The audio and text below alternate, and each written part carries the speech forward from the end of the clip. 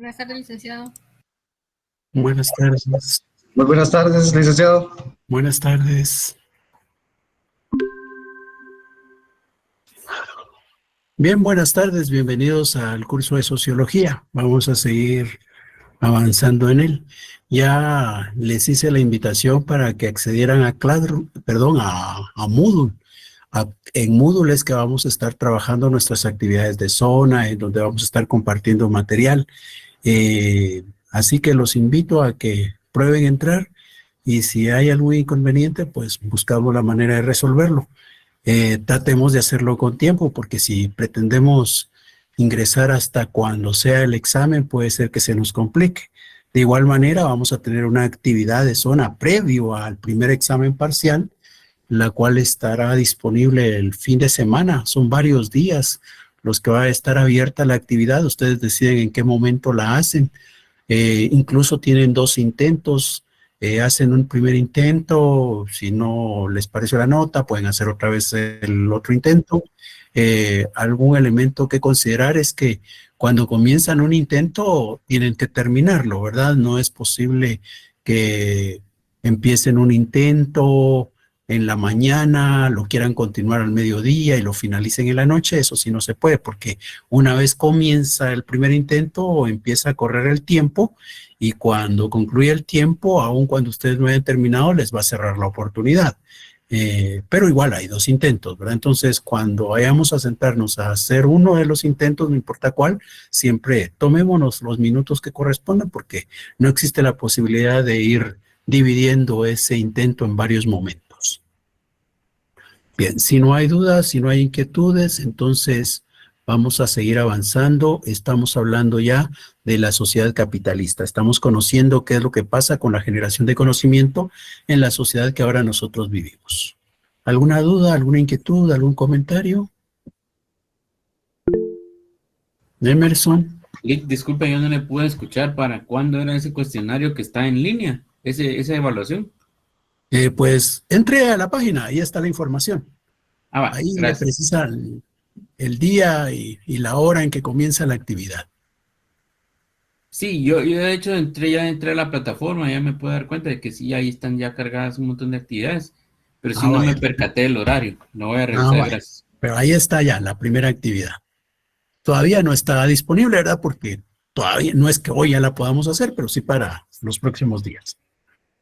Ahorita no podemos acceder porque no está habilitada para hacerla ahora, ¿verdad? La vamos a hacer en los días que vienen, no hoy.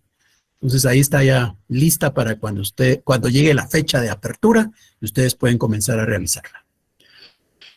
Bien, entonces vamos a hablar de la sociedad capitalista, que es en la que hemos estado hablando, tratando. Se recuerdan, hemos dicho que hay un momento en el cual hay conflicto entre la pequeña burguesía y los señores feudales. Este conflicto se va a resolver en un movimiento revolucionario.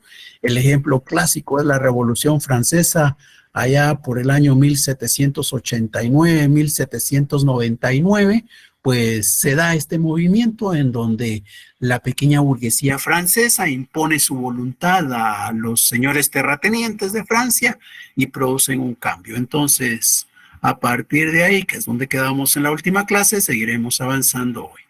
¿Qué es lo que ocurrió? Pues la verdad es que hemos estado viendo cómo poco a poco se va dando una desintegración de esa sociedad feudalista y ha ido naciendo una nueva sociedad que es el capitalismo, ¿verdad? ¿Qué es lo que vemos ahí? Pues resulta que cuando esta pequeña burguesía alcanza el poder, va a buscar los objetivos que se había planteado. ¿Se recuerdan cuáles eran los 2 objetivos, verdad? Uno era conseguir la fuerza de trabajo y el otro era conseguir la materia prima. Entonces, para conseguir la fuerza de trabajo viene y lo que va a hacer principalmente es una limpieza de fincas. La limpieza de fincas lo que implica es quitar esos cercos que había. No solo quita los cercos, sino también viene y bota, derriba los ranchitos que se tenían. Eso deja prácticamente abierto el campo allá en ese feudo. ¿Y para qué lo abrió? Bueno, pues lo abrió para obligar a los campesinos, limpió el campo para obligar a los campesinos a que tuvieran que abandonar esa tierra, tuvieran que salir del feudo. Y cuando esos campesinos salen del feudo, ¿a dónde van a ir? A esas pequeñas ciudades, a esos burgos. Ahí van a llegar los campesinos. Esos campesinos llegan a la ciudad, llegan al burgo y ahora para poder cubrir sus necesidades, pues ya no pueden dedicarse a trabajar la tierra porque no hay tierra que cultivar ahí en esa pequeña ciudad. Lo que van a tener que hacer es entrar a trabajar a esos talleres de los que hemos estado hablando. Se dan cuenta cómo la pequeña burguesía se agenció de la fuerza de trabajo. Pero ahora necesitaba de la materia prima. Bueno, pues ahora le quedaron libres los campos y en esos campos ahora se va a tener la posibilidad de pastorear ovejas. Y recuerdan que de las ovejas es que viene la lana, que es la materia prima que están utilizando estos pequeños burgueses en sus talleres artesanales. Entonces, es así como el triunfo de la revolución va a dar lugar a que la pequeña burguesía alcance los objetivos que se había planteado. Vamos a tener una nueva forma de organización social. ¿Cómo va a funcionar esta sociedad? Pues va a funcionar con dos clases sociales fundamentales, ¿verdad? Por un lado, los capitalistas, la pequeña burguesía, que se va a convertir, obviamente, la propietaria del negocio, la propietaria de los bienes de producción, mientras que por el otro lado vamos a tener a los trabajadores o proletariado. Estas son las clases sociales fundamentales de esta sociedad capitalista. Por un lado, la burguesía o capitalistas, que son la clase dominante, y por el otro, los trabajadores o proletariado, que son la clase dominada. Ahora, ¿cómo es que logra funcionar esa sociedad integrada por esas dos clases? Bueno, pues igual que las otras que hemos esquematizado, acá también van a existir necesidades. Y estas son las necesidades de toda la sociedad capitalista. Aquí están representadas las necesidades de los dueños del capital y de los trabajadores. Podríamos dividir y decir que la parte de abajo son las necesidades de los trabajadores y la parte de arriba son las necesidades de los capitalistas. Ahora, ¿cómo se logran cubrir las necesidades en esta sociedad? Para eso es menester producir. Bueno, pues la producción la hacen los trabajadores. Y los trabajadores se dan cuenta ustedes que son capaces de producir todo este rectángulo verde, aun cuando las necesidades de ellos solamente es este pequeño rectángulo que tenemos acá. Entonces, ¿qué nos muestra esto? Que los trabajadores han sido capaces de producir más allá de lo que necesitan. Esa porción que los trabajadores están produciendo más allá de sus necesidades es a lo que en otras sociedades hemos llamado también excedente económico. Sigue existiendo el excedente económico. Los trabajadores son capaces de producir un excedente económico. Ahora, ese excedente económico se lo van a apropiar los capitalistas para cubrir sus necesidades. El excedente económico, se recuerdan que en la sociedad feudal tenía un nombre. ¿Cuál era el nombre del excedente económico en el feudalismo? Renta de la tierra, Ale. Muy bien, pues en esta sociedad capitalista, ese excedente económico va a tener como nombre plusvalía. La plusvalía es el excedente económico producido en esta sociedad capitalista. Y de esa plusvalía se va a apropiar el capitalista, se va a apropiar la burguesía, porque es la dueña de los medios de producción. Bueno, pero ahora hablemos de lo que estaba pasando con el conocimiento. ¿Se recuerdan? Este ha sido nuestro esquema sobre qué se puede conocer. Ahí tenemos el pensamiento, la naturaleza y la sociedad. Habíamos señalado que la atención al principio de esta sociedad capitalista se había centrado en la naturaleza. Pero ahora ya viene el momento de empezar a hablar del otro pedacito que hay en este rectángulo, de donde está la sociedad. Y el primero que consideró que había que tratar de estudiar la sociedad es este señor, que vivió entre el año 1798 y 1857. Este señor es Augusto Comte, ¿ya? Augusto Comte. Augusto Comte dijo, hace falta estudiar la sociedad. Algo interesante de don Augusto Comte es que él estaba muy motivado porque, se recuerdan, las ciencias naturales habían alcanzado un alto desarrollo. Se recuerdan que habíamos hablado de don Isaac Newton, que descubrió las leyes de la física y que produce toda una revolución mediante el uso de un método que permite ir avanzando cada vez a la física. La física era la ciencia más avanzada en aquella época. Y don Augusto Comte dice, bueno, pues la verdad es que debiéramos estudiar la sociedad también, no solo la naturaleza. Este es el primer señor que dice, hay que estudiar la sociedad. Pero como este señor estaba muy preocupado por la física, porque la física era la ciencia que más desarrollo había alcanzado, cuando este señor dice que debe existir una ciencia que estudie la sociedad, ¿qué nombre le va a dar a esta ciencia? Él le da el nombre de física social. ¿Ya? Increíble, ¿verdad? Él le da el nombre a la ciencia que debe estudiar la sociedad y dice que esa ciencia deberá llamarse física social. ¿Por qué física? Porque es la ciencia que más desarrollo había alcanzado en la naturaleza. Orientado, guiado, inspirado en que la física había sido tan exitosa para estudiar la naturaleza, creyó que la ciencia que debiera estudiar la sociedad también debiera llamarse física, pero le agregaba el calificativo de social. Física social, dijo este señor. Este señor, con el paso del tiempo, va a llegar un momento en el cual ya no va a decir física social, va a decir que esta ciencia debiera llamarse sociología. Por eso, por haber dado el nombre, es que a este señor a veces se le conoce como el padre de la sociología. No porque haya creado la ciencia, porque no creó la ciencia. Dijo, debiera haber una ciencia que estudiara la sociedad. Esa ciencia debiera llamarse física social. Y después dijo, no, llamémosla de otra manera. ¿Cómo? Llamémosla mejor sociología. Pero él solo está diciendo, debe haber una ciencia que estudie la sociedad y la vamos a conocer mejor como sociología. No creó la ciencia, dio el nombre, ¿ya? Entonces, a este señor, por eso se le conoce como el padre de la sociología. Este señor, dentro de tantas cosas que escribió, habló sobre una ley de los 3 estados. La ley de los 3 estados. ¿Y a qué se refiere un estado? Un estado no es un territorio, ¿ya? Un estado es un momento. Algo así como cuando hablamos del agua, ¿verdad? El agua está en estado sólido, está en estado líquido, está en estado gaseoso. Bueno, pues lo mismo pasa acá. Son los estados del conocimiento. ¿Y qué estados puede atravesar el conocimiento según Augusto Comte? Bueno, Augusto Comte dice que hay 3 estados. El primer estado, dice Augusto Comte, es el teológico. Ya es el más primitivo de los estados que hay cuando se intenta conocer la sociedad, el estado teológico. ¿Y qué ocurre con el estado teológico? Bueno, en el estado teológico lo que pasa es que los seres humanos, como realmente no pueden conocer el mundo, lo que hacen es atribuirle a divinidades lo que está pasando.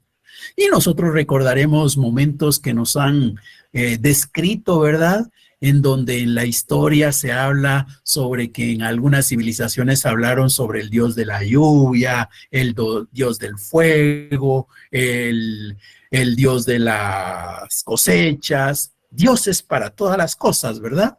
Entonces, ¿por qué llueve? Porque de repente Dios está llorando o se está bañando. ¿Por qué hay un eclipse? Porque de repente hay 2 dioses ahí, el dios Sol y el dios Luna, y de repente están peleando los dioses, y por eso es que se ve que está ahí la Luna y el Sol cubriéndose uno al otro. ¿Qué es lo que está haciendo el hombre ahí? ¿Qué está haciendo el ser humano? Está tratando de explicarse los fenómenos que hay a su alrededor, pero lo que hace es acudir a prácticamente cuestiones divinas para dar su explicación. Ahora, llega un segundo momento en donde ya no va a buscar la explicación en esos elementos de carácter divino. Es el estado metafísico. En el estado metafísico ya el ser humano va a considerar que las cosas se pueden explicar por lo que hay en el objeto. Pero lo que hay en el objeto, lo que hay en lo que se está estudiando, pero un poquito más allá, ¿verdad? Está atribuyéndole la explicación a lo que hay en las cosas, pero no a su esencia propiamente, sino está yendo un poquito más allá. Por eso se llama metafísico.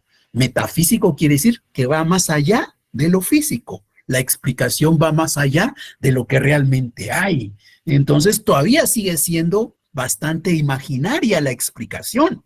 No está basada en lo que realmente hay. No está basada en los hechos, sino más allá de lo que está ocurriendo. Metafísico, más allá de lo físico. Es el segundo estado, dice Augusto Comte.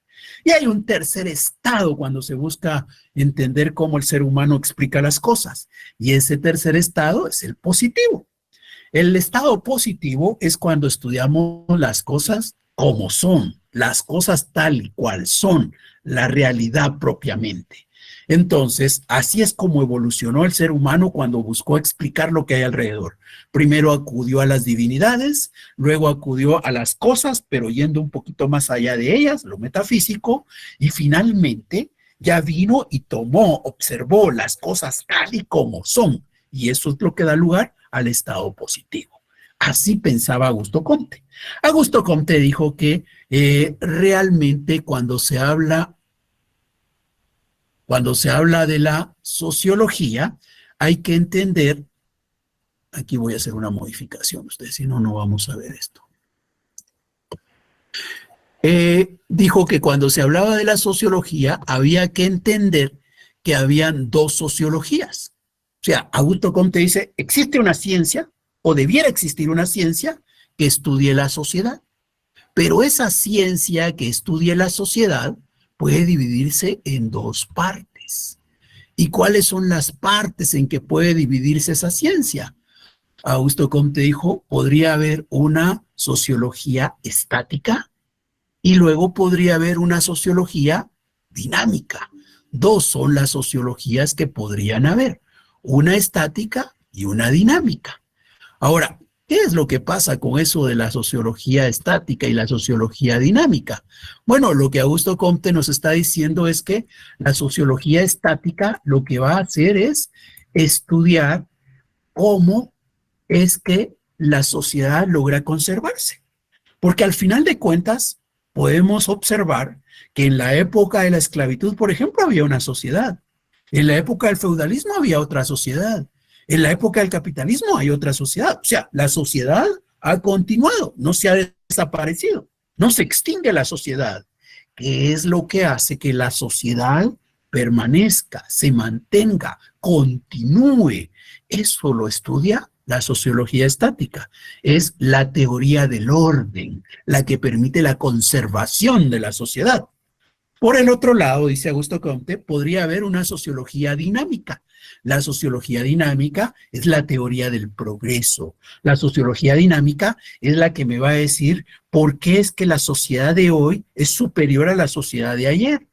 ¿Qué es lo que hace que la sociedad pase de una etapa a una superior? Eso lo explica la sociología dinámica. Eso es lo que dice Augusto Comte con relación a la sociología. ¿Alguna duda, alguna inquietud? Licenciado, perdone, ¿podría volver a explicar lo de la sociología dinámica? Es la teoría del progreso, la que nos dice el cambio de una etapa a otra.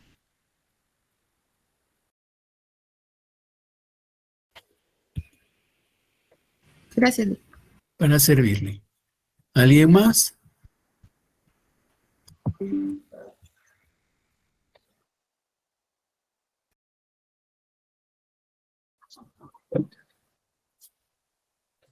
Frontal. Bien, entonces seguimos.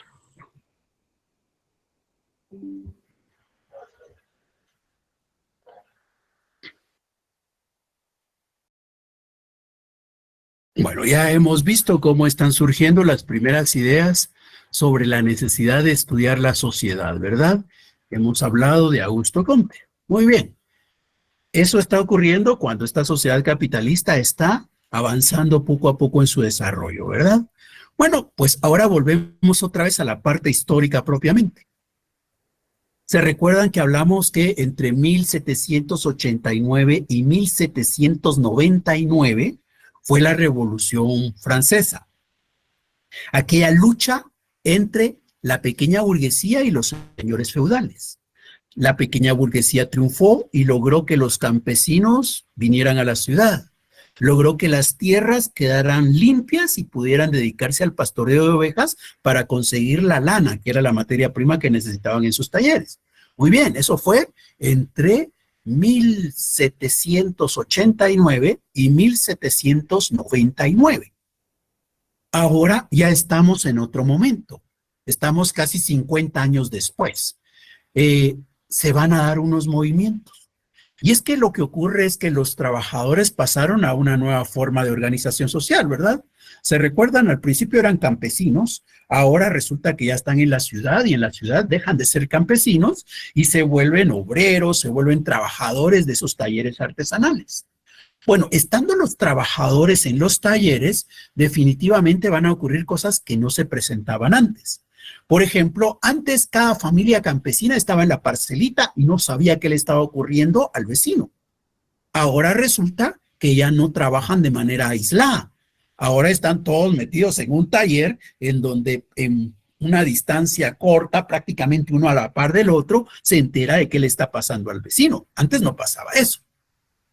Ahora están todos juntos entonces, y como están juntos se comunican, y como se comunican, se pueden organizar. Poco a poco los trabajadores empiezan a darse cuenta de que las condiciones para ellos no son apropiadas. Imagínense, las jornadas de trabajo eran extenuantes, estamos hablando de que estas personas trabajaban hasta 20 horas al día. Muchas veces a estas personas no les daba tiempo de ir a su casa, se tenían que quedar a dormir en ese lugar de trabajo y de repente por ahí, tal vez un fin de semana podían irse a la casa. La verdad es que en ese tiempo los trabajadores tenían jornadas largas, no existía el aguinaldo, las vacaciones, bono 14, todas las prestaciones que conocemos nosotros no existían. Entonces, el maltrato que estaban sufriendo los trabajadores y estando tan cerquita uno de otro, da lugar a que tomen conciencia, tengan conocimiento de qué es lo que está pasando. Se van a empezar a organizar.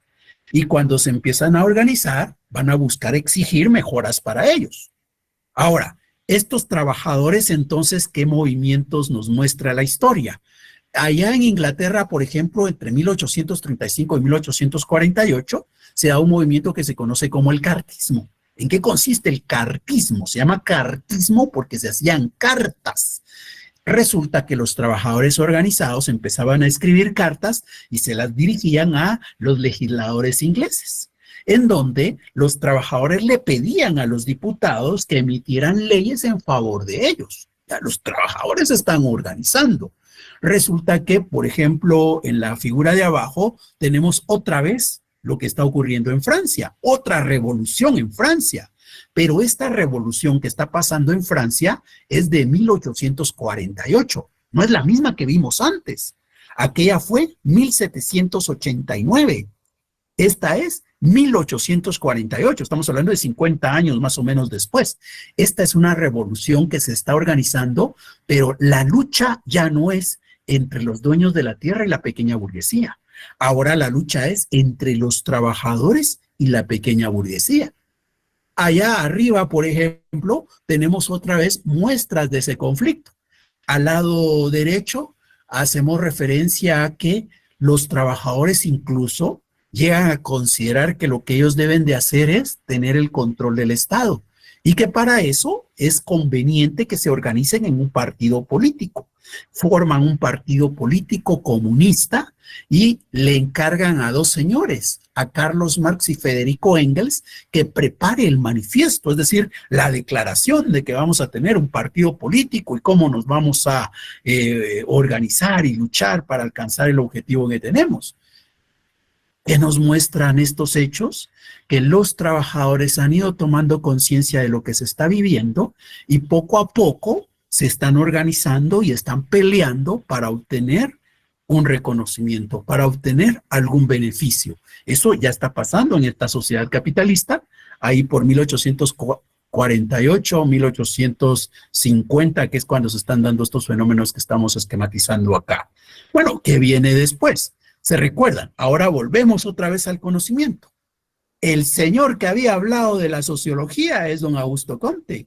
Dijo, debe haber una ciencia que estudie de manera general a la sociedad, y a esa ciencia la vamos a llamar sociología. Augusto Comte, cuando creó esa sociología, ¿se recuerdan qué nombre dijo primero? Física social. Y ya dijimos que lo dijo porque se inspiraba en lo exitoso que había sido la física en las ciencias naturales, esa física que ustedes estudian en tercero básico. Pero don Augusto Comte, como vio que era tan exitosa aquella ciencia para estudiar la naturaleza, quiso usar el mismo método del estudio de la naturaleza, lo quiso aplicar para estudiar la sociedad. El movimiento que van a hacer con Augusto Comte, quien dice hay que estudiar la realidad tal como es, los hechos como son, y para estudiarlos vamos a usar el método de las ciencias naturales, y esta ciencia se va a llamar sociología. Este movimiento que está iniciando Augusto Comte se conoce como positivismo. Nació el positivismo de Augusto Comte.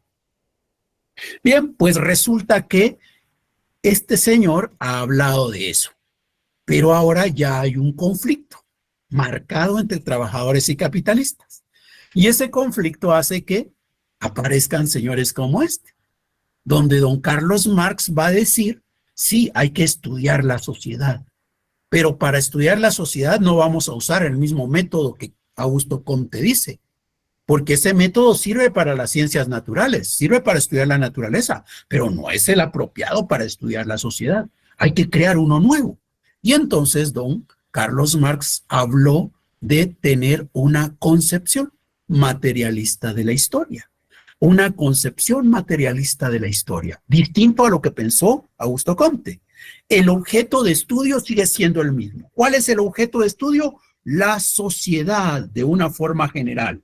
Vamos a estudiar a la sociedad de forma general. El objeto de estudio es el mismo. El método es distinto. Augusto Comte dice, usemos el método tan exitoso que se ha usado en la física de las ciencias naturales, mientras que Carlos Marx dice, no, no puede ser que usemos ese método. Ese sirve para la naturaleza, pero la sociedad no es igual. Hay que usar un método distinto. Entonces, a esta tu ciencia, Carlos Marx, que se va a dedicar a estudiar la sociedad, pero con un método propio, ¿cómo la vas a llamar? ¿La llamaría sociología también? Pues si la llamo sociología, no van a entender que esto es distinto a lo que está proponiendo Augusto Comte. Entonces, ¿qué nombre le vas a dar? Le doy el nombre de concepción materialista de la historia. Entonces, hay un momento en el cual tenemos dos posiciones. Augusto Comte hablando de la creación de la sociología y Carlos Marx hablando de la concepción materialista de la historia. Dos posiciones que tienen el mismo objeto de estudio, pero que se diferencian por el método que se va a utilizar. Comte piensa que el método que se debe aplicar es el mismo de las ciencias naturales, mientras que Marx está diciendo, no, hay que crear un método propio para el estudio de la sociedad. Las ideas de Carlos Marx van a tener continuidad. Va a haber una persona que va a darle seguimiento a esto, y es Federico Engels, la misma persona que lo apoyó para hacer aquel manifiesto del Partido Comunista del que hablábamos antes. Bueno, este señor viene y llega un momento en el cual le dicen, bueno, don Federico, ¿usted qué cree? Que sí debe llamarse concepción materialista de la historia. Y dice Federico Engels, la verdad es que el nombre que Carlos Marx creó me parece tal vez muy grande. Podemos hacerlo más sencillo, más entendible, más fácil de manejar. ¿Y qué nombre se le ha ocurrido a don Federico? Pues llamémoslo materialismo histórico. La verdad es que concepción materialista de la historia y materialismo histórico es lo mismo, solo que son momentos distintos. Cuando Carlos Marx comenzó con esto, lo llamó concepción materialista de la historia. Cuando Federico Engels le da continuidad, dice, esto se va a llamar materialismo histórico. Y las ideas de Marx y de Engels van a seguir siendo desarrolladas por otro señor, años después. Él es Lenin, Vladimir Lenin. ¿Y qué dice Lenin al respecto? Lenin dice, pues yo también podría sugerir que a este estudio de la sociedad, de manera general, en el que vamos a usar un método propio para la sociedad y no el mismo de las ciencias naturales, podríamos darle un nombre diferente. ¿Y qué nombre? Sociología. Ah, pero si le digo solo sociología, me la van a confundir con la que ya está promoviendo don Augusto Comte. ¿Cómo voy a diferenciar a la sociología que tenemos aquí al lado izquierdo de la que está promoviendo allá en el lado derecho don Augusto? Pues le vamos a agregar nosotros el calificativo de científica. Entonces vamos a decir de un lado que hay una sociología que es científica y la del otro solo es sociología. Bueno, esas son las posturas que se están dando en esos momentos. Al final de cuentas, lo que queda bien claro es que hay dos líneas, ¿verdad? Hay una que dice que hay que usar un método propio y hay otra que dice que puede aplicarse el mismo método de las ciencias naturales. Dos líneas de trabajo diferentes, aunque buscan abordar el mismo objeto de estudio. ¿Cuál? La sociedad de manera general. Esto que he esquematizado acá es lo que va a dar lugar a hablar de las concepciones sociológicas. ¿Se dan cuenta? Esto es lo que va a dar lugar a hablar de las concepciones sociológicas. Pero antes de hablar propiamente de las concepciones sociológicas, vale la pena aclarar algo relacionado con esa concepción materialista de la historia, a la que después se le llamó materialismo histórico, y luego sociología científica. Porque si tuviéramos que dar una definición, ya sea de concepción materialista de la historia, de materialismo histórico o de sociología científica, se recuerdan que es lo mismo, ¿verdad? Lo mismo, solo nombres distintos. Pero si tuviéramos que dar una definición, no importa con qué nombre la identifiquemos, la definición sería de que será una ciencia que estudie las leyes más generales. ¿Ya? Es una ciencia que va a estudiar las leyes más generales. ¿Las leyes más generales de qué? Del funcionamiento y desarrollo de la sociedad. Eso es lo que será el materialismo histórico, la concepción materialista de la historia o la sociología científica. Es la ciencia que va a estudiar de manera general, es la ciencia que va a estudiar las leyes más generales del funcionamiento y del desarrollo de la sociedad. Bien, expliquemos eso de la ciencia que estudia las leyes más generales del desarrollo y del funcionamiento. Expliquémoslo. Bueno, veamos primero. Aquí están las etapas del desarrollo. Las leyes que se van a estudiar, y aquí aclaro que estamos hablando de leyes científicas, ¿verdad? No estamos hablando del producto de la actividad legislativa. No estamos hablando de lo que producen los diputados en un congreso. Estamos hablando de lo que producen los científicos, de lo que descubren los científicos y nos lo dan a conocer. Esas leyes es de las que estamos haciendo referencia. Bueno, pues hay leyes que se van a observar en cualquier etapa del desarrollo social. Y hay otras leyes que se van a observar solo en una de esas etapas. Si yo estoy ante una ley que se observa solo en una o en algunas, esa ley es particular, ¿ya? Una ley particular se observa solo en una etapa, ley particular. Ahora, el materialismo histórico, la sociología científica o la concepción materialista de la historia no va a estudiar esas leyes particulares. ¿Cuáles va a estudiar? Las leyes más generales. ¿Y cuándo estoy ante una ley general? Una ley va a ser general cuando se va a observar en todas o en la mayoría de las etapas del desarrollo. Entonces, las leyes que estudia la sociología científica no son las leyes propias o específicas o particulares, las que se dan solamente en una de las etapas del desarrollo o en algunas de esas etapas. No, las leyes que estudia esta ciencia son las leyes más generales y como son generales, se van a observar en la mayoría o en todas las etapas del desarrollo. El otro elemento que vale la pena aclarar es que las leyes pueden ser de funcionamiento o de desarrollo. Una ley es de funcionamiento cuando lo que hace es explicarnos qué debe pasar en la sociedad para que ésta se conserve, para que ésta no muera. Mientras que una ley es de desarrollo cuando lo que hace es explicarme qué es lo que tiene que pasar en una sociedad para que ésta pase de una etapa inferior a una etapa superior. Entonces, el funcionamiento, lo que debe pasar para el mantenimiento, la conservación. Las leyes de desarrollo, las que van orientadas a explicar los cambios, los saltos del paso de una etapa inferior a una superior. Veamos entonces algunos ejemplos. Con base a lo que hemos estado estudiando. Hemos dicho que en la sociedad feudal los campesinos producían un excedente que permitía la satisfacción de las necesidades de las familias campesinas y de las familias de los dueños de la tierra. Ahí hay una ley, ¿ya? Hay una ley porque dice que la producción creada por los campesinos produce un efecto. ¿Cuál es el efecto? Cubrir las necesidades de las familias campesinas y de las familias de los terratenientes. ¿Se recuerdan ustedes? Esto lo estudiaron el año pasado cuando les hablaban de que era una ley científica. Era una relación de causalidad, causa y efecto, ¿verdad? Entonces aquí tengo la producción de los campesinos permite cubrir necesidades de familias campesinas y familias de terratenientes.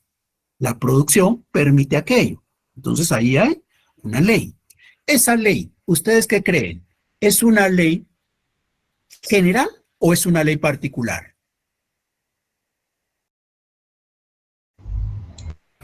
General. General. Particular. Muchas gracias. Bien. Dije que general es que se observaba en todas las etapas del desarrollo o en la mayoría. Y que particular si se observa en una o en algunas. En este caso, esa ley de campesinos y terratenientes, ¿de qué época es? Feudal. Feudal. Feudal. ¿Está presente en otra etapa? No. No. Entonces, esa sería una ley particular. Esa no sería estudiada por la sociología científica, porque esa es una ley particular. ¿Aquí qué interesa? Las leyes generales. Muy bien. Ahora, esa misma ley que he descrito antes, ¿será que es una ley que nos ayuda a decir qué debe pasar para que una sociedad se conserve? ¿O nos está diciendo qué debe de pasar para que la sociedad pase a otra etapa?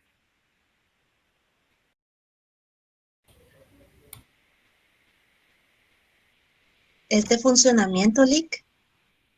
Muchas gracias.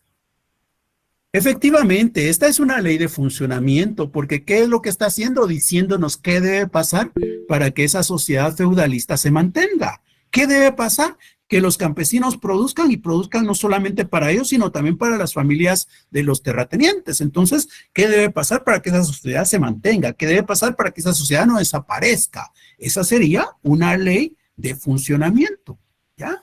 ¿Se dan cuenta? Es una ley particular y es una ley de funcionamiento.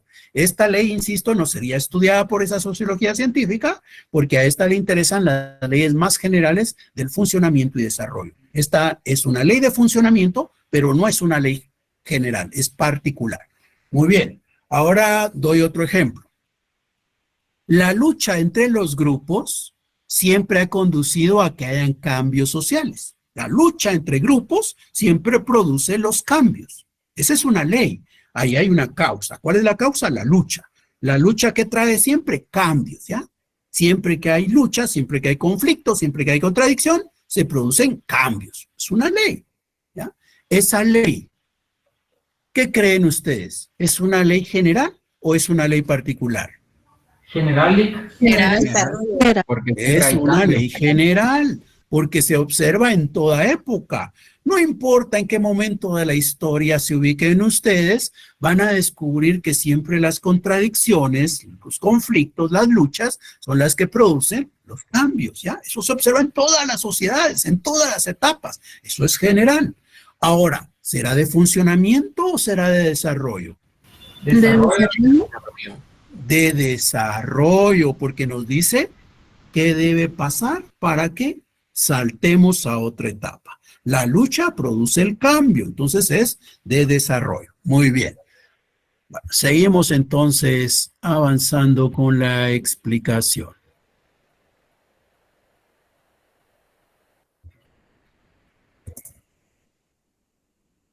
Bien, volvemos a esta imagen, ¿verdad? Que es la que habíamos mostrado ya antes, en donde tenemos el conflicto entre estos. Por un lado, Marx, Engels y Lenin, y por el otro, don Augusto Comte.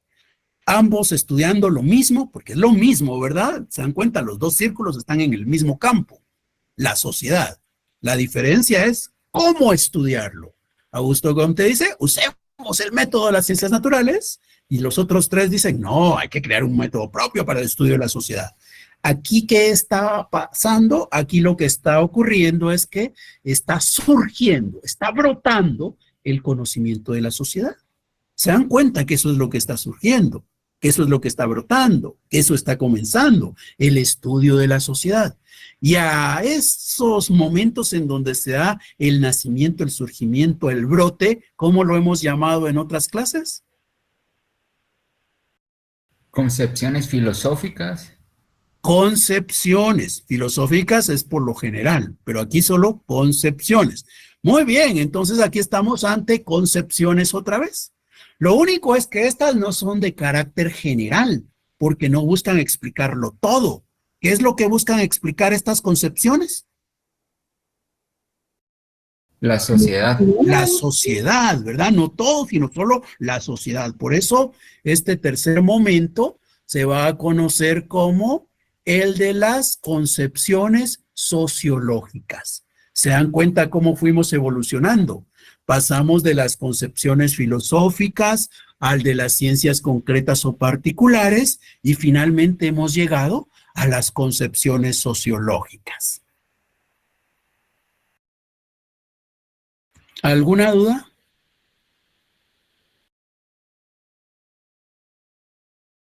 No, licenciado. ¿Todo claro, Lick? Muchas gracias. Bueno, entonces, habiendo llegado a la parte final en donde ya conocemos cómo se da el surgimiento de las concepciones sociológicas, ahora vamos a centrar más nuestra atención cabalmente en esas concepciones sociológicas. Y para eso vamos a explicar un tema más. Este tema que vamos a explicar se conoce como las peculiaridades del desarrollo de la sociedad. Entonces, hablaremos ahora del desarrollo, de las peculiaridades y dificultades del estudio de la sociedad. ¿A qué nos estamos refiriendo cuando hablamos de las peculiaridades y dificultades? Aquí a lo que hacemos referencia es que vamos a comparar cómo es el estudio de la naturaleza y el estudio de la sociedad. Vamos a comparar los dos y vamos a descubrir que el estudio de la sociedad tiene elementos que le son propios, que no son comunes a los demás estudios. Pero también vamos a entender que esas peculiaridades a veces nos traen problemas, nos traen dificultades para conocer. Y entonces, en ese contexto, hablemos de estas. 3 son las peculiaridades que vamos a abordar. ¿Cuáles son estas? Bueno, la primer peculiaridad, primer diferencia que hay entre el estudio de la naturaleza y la sociedad. Cuando estudiamos la naturaleza, algo que vamos a notar es que, por ejemplo, estos estudios normalmente se hacen en un laboratorio. Y cuando se hacen en un laboratorio, quiere decir que el mismo ser humano los está recreando, los está volviendo a presentar. Es algo así como cuando ustedes, por ejemplo, tenían su semillita de frijol en el algodón húmedo, ¿verdad? Y resulta que normalmente es en Semana Santa que dejan la tarea. Mire, usted le coloca la semillita, va registrando los cambios que se hacen día a día, se va asegurando de que no se seque el algodón. Y muy bien, todos los niños, sí, así lo vamos a hacer. Pero como comienza el descanso, ¿verdad? Se van al puerto, a las procesiones y demás. Y cuando regresan se les olvidó. Pero no hay problema, ¿verdad? Podemos volver a colocar otra semillita y podemos observarla detenidamente. Cuando se estudia la naturaleza, así son las cosas. Podemos nosotros mismos recrear los fenómenos. Los fenómenos se repiten constantemente. Es algo que pasa en la naturaleza. Los fenómenos se repiten. Ahora, ¿qué pasa cuando estudiamos la sociedad? Si yo tuviera que estudiar, por ejemplo, la Primera Guerra Mundial, pues ¿puedo yo repetir ese fenómeno para estudiarlo mejor? No se puede, ¿verdad? Porque si yo digo, a la gran, me fui de vacaciones y no vi qué pasó con la Primera Guerra Mundial, ¿y ahora qué? Ay, hagámosla de nuevo. Eso sería ya la Segunda Guerra, ¿verdad? No sería la primera. Entonces, ¿qué nos muestra eso? Que los fenómenos sociales, primero, nosotros no los podemos recrear en un laboratorio. Por el otro lado, tampoco los podemos repetir.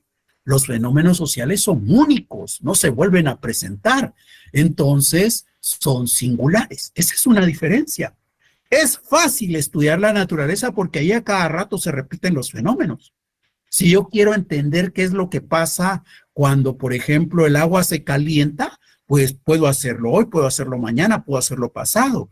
Puedo hacerlo aquí, puedo hacerlo en cualquier otro país del mundo y voy a darme cuenta del fenómeno. Lo puedo repetir. Lo puedo observar en el mar. El caso de los fenómenos sociales, no. Esos son singulares, son únicos, no se vuelven a presentar. Entonces, aquí, esta peculiaridad va a traer una consecuencia. ¿Cuál es la peculiaridad? Los fenómenos sociales son singulares. Esa es la peculiaridad. Pero esta peculiaridad va a traer una dificultad.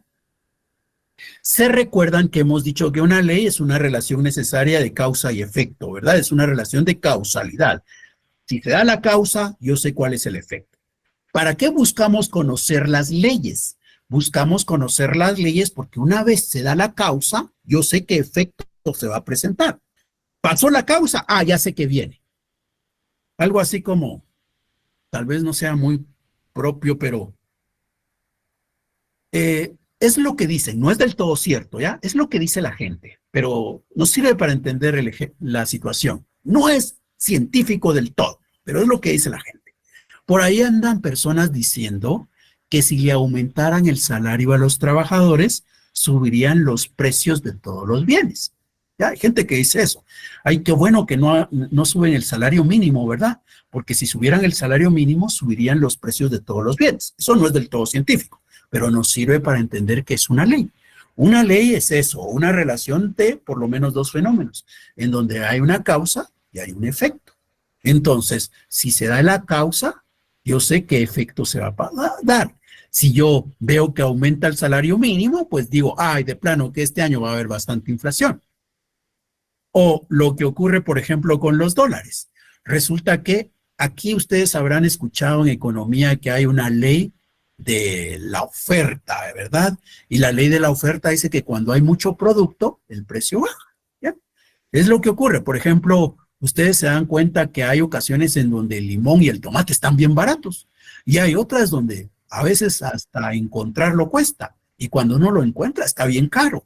Bueno, pues entonces quiere decir que cuando hay mucho de un producto, el precio baja. Esa es la ley. Si hay mucho producto, el precio baja. Si yo veo que cada vez hay más de un producto, ya sé qué le va a pasar al precio. Si yo, por ejemplo, veo que en Guatemala cada vez vienen más dólares, ya sé qué le va a pasar al tipo de cambio, ¿verdad? ¿Qué le va a pasar? Se va a caer. Si yo veo que en Guatemala cada vez estamos produciendo más maíz, seguramente el precio del maíz va a bajar. Si yo veo que en Guatemala cada vez estamos produciendo más café, el precio del café va a bajar. Es una ley. Yo veo la causa y ya sé qué es lo que viene. Las leyes me ayudan para eso, para que yo pueda prever, o sea, ver antes de que las cosas ocurran, para que yo pueda predecir, es decir, las cosas antes de que se den, predecir. Antes de que se diga, ya uno sabe qué va a ocurrir. Es predecir. Entonces, para eso sirven las leyes, para prever, para predecir. Bueno, pero esto vale cuando resulta que la causa se vuelve a presentar, ¿verdad? Si se vuelve a presentar la causa, entonces yo sé qué efecto se va a dar. Pero, como hemos dicho, los fenómenos sociales son singulares, son únicos. Entonces, ¿para qué voy a estudiar yo la causa si esa causa no va a volver a presentarse? ¿Para qué voy a estudiar el efecto si ese efecto no va a volver a presentarse? Entonces, en ese contexto, hubo personas que dijeron que no había que tener una ciencia que estudiara la sociedad. ¿Para qué vas a estudiar una ciencia si las cosas no se vuelven a presentar?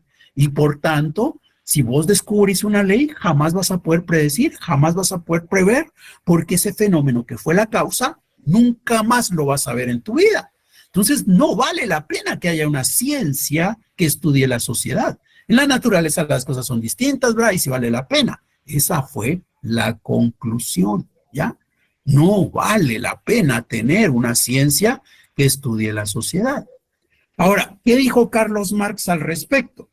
Bueno, vino Marx y dijo, todo eso que han dicho es cierto, menos la conclusión, dijo. Es cierto, hay fenómenos únicos. Por ejemplo, aquí, para el caso de Guatemala, aquí tenemos el enfrentamiento entre los españoles y los nativos de estas tierras, ¿ya? Ese es un fenómeno único, porque a nosotros nos conquistaron allá por 1524, pero solamente esa vez, ¿verdad? No es que cada año nos están conquistando y nos están conquistando, no. Ese es un fenómeno único. La conquista una vez se dio.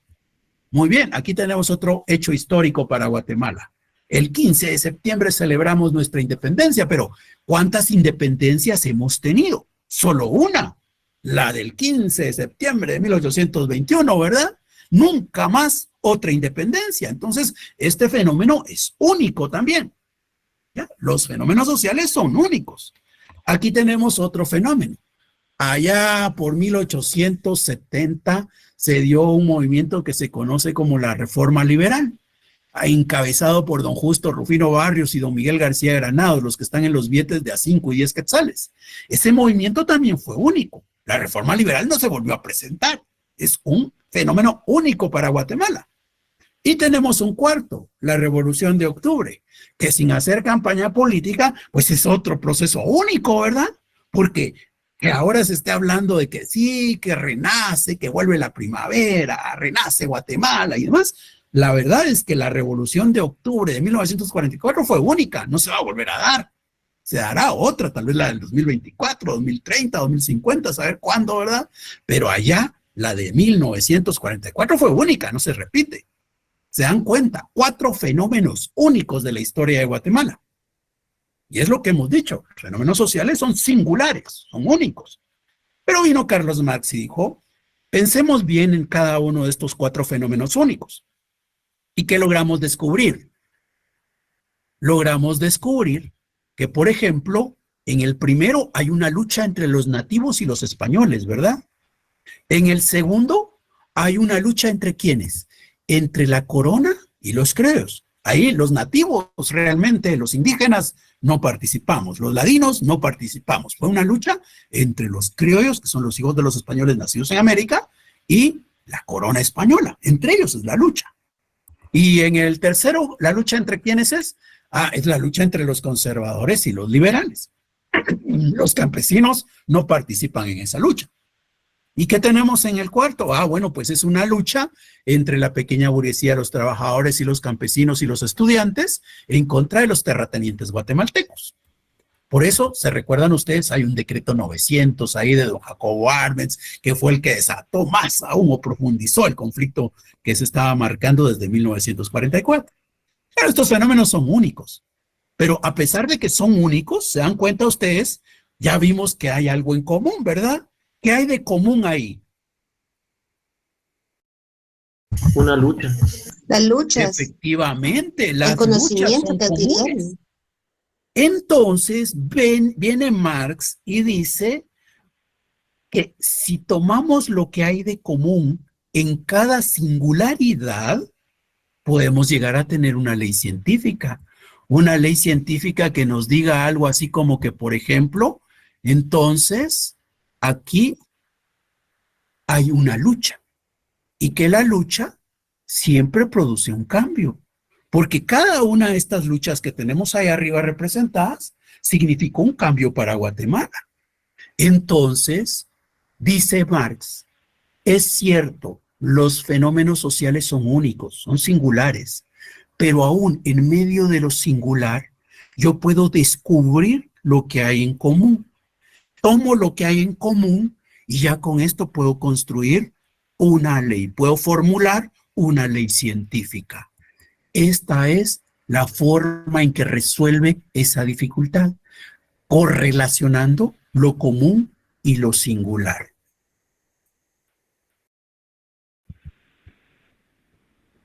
¿Alguna duda? Entonces, licenciado, si al analizar esta singularidad de lo común que fue la lucha y se puede crear una ley científica, ¿qué ley se crearía en ese momento? La que tenemos ahí anotada. Abajo hay una ley, ¿verdad? Porque se recuerdan, la ley es causa y efecto. Ahí está la causa. ¿Cuál es la causa? Sí, La lucha. ya lo entendí. ¿Qué produce Sí, la gracias. lucha? Cambio social. Esa es la ley que se descubrió. ¿Y cómo se descubrió? Tomando lo singular de lo común.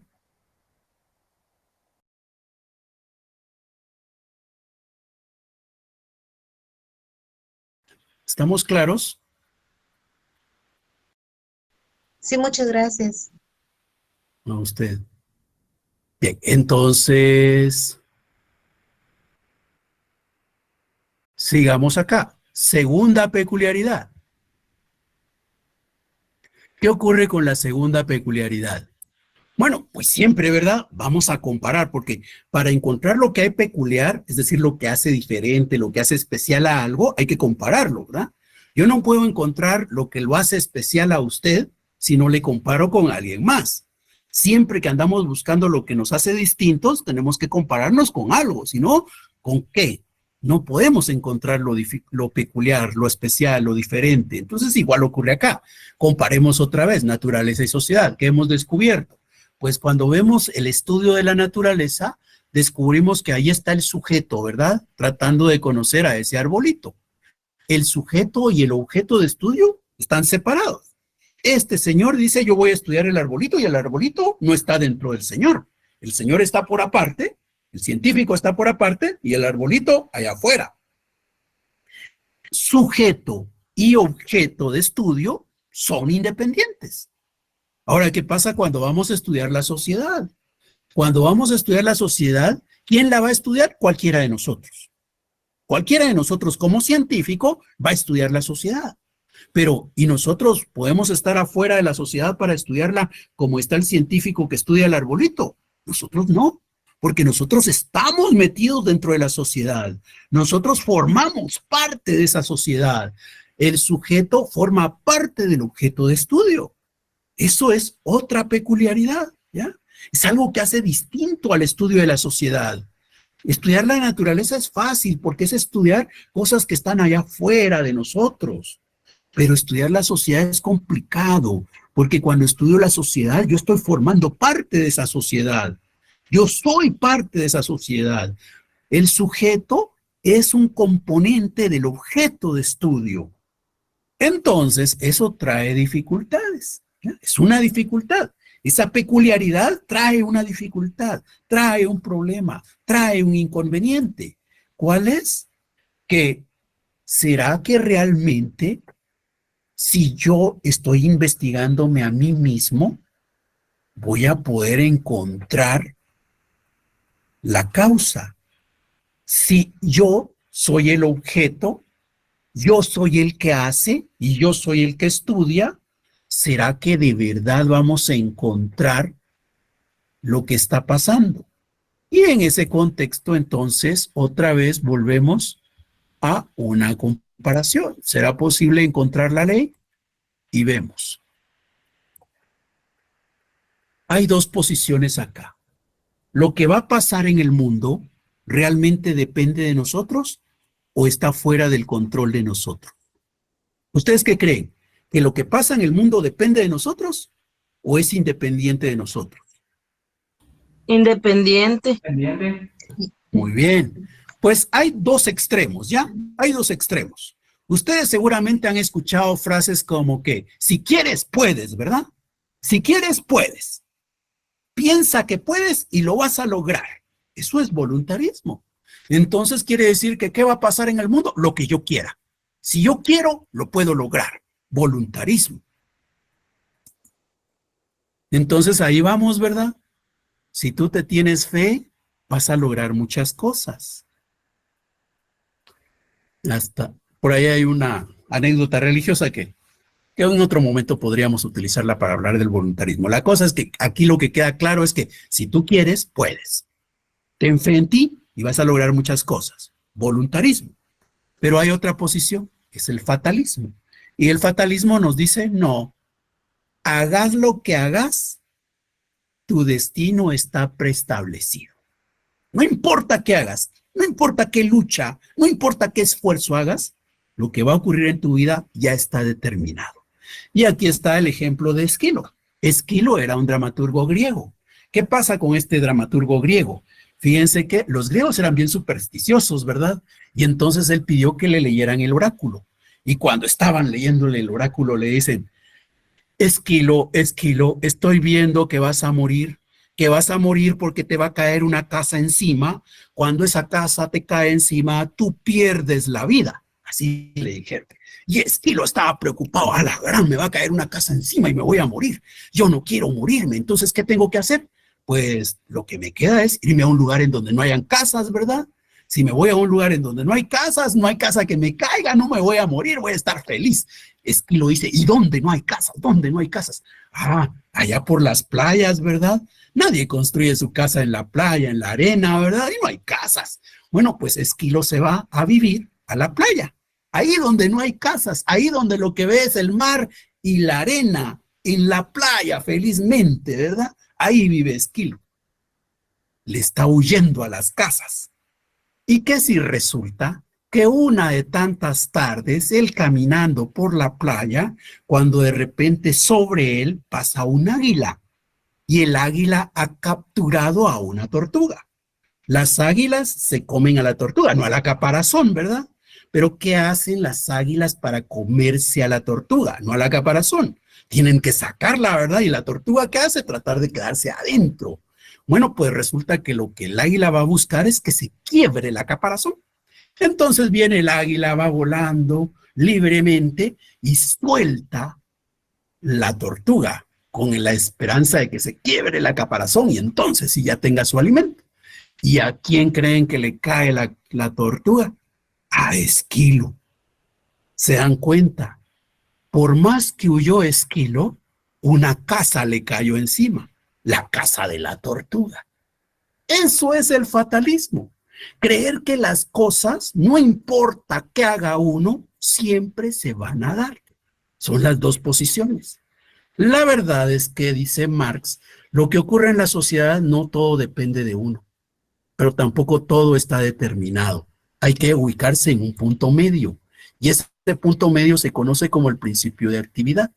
Carlos Marx dice, no estés pensando que las cosas están establecidas por el sujeto en el objeto de estudio, pero tampoco estés pensando que el sujeto no incide nada en el objeto de estudio. La verdad es que pensemos que hay que estar en medio de esos dos extremos. Al final, las leyes nos van marcando un camino, pero nosotros decidimos por dónde lo recorremos. O sea, están los dos elementos. Es algo así como que voy por el anillo periférico, ¿verdad? Y hay tres carriles. Sabemos que de esos 3 carriles hay uno que es para mayor velocidad y otro que es para menor velocidad. Digamos que las leyes, que son el fatalismo, las leyes son el periférico.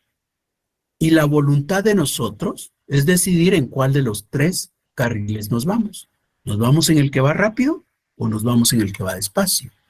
Los dos elementos se combinan para entender qué pasa con la sociedad. Por un lado están las leyes y por el otro lado la voluntad de los seres humanos. Los dos elementos se combinan en esto que se conoce como el principio de actividad. Bien. Creo que ya no me da tiempo, ya me pasé, ustedes disculpen.